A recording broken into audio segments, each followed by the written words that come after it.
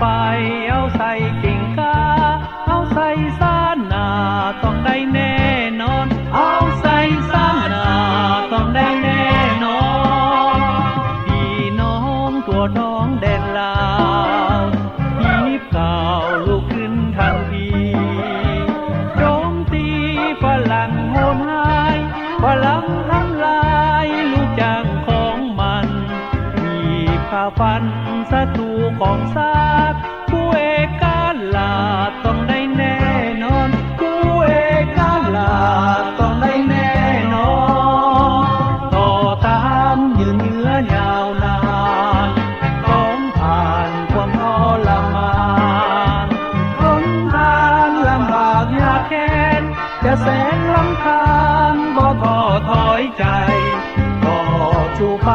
เอาใส่กิ่งกาเอาใส่สานนาต้องได้แน่นอนเอาใส่สานนาต้องได้แน่นอ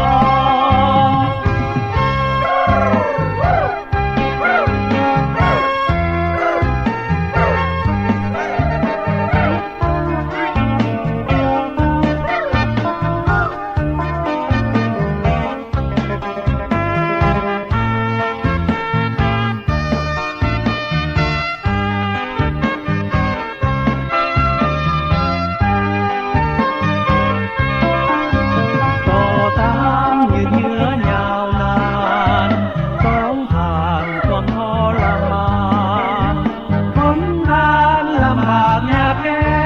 จะแสนลำคาญก็ท้อถอยใจ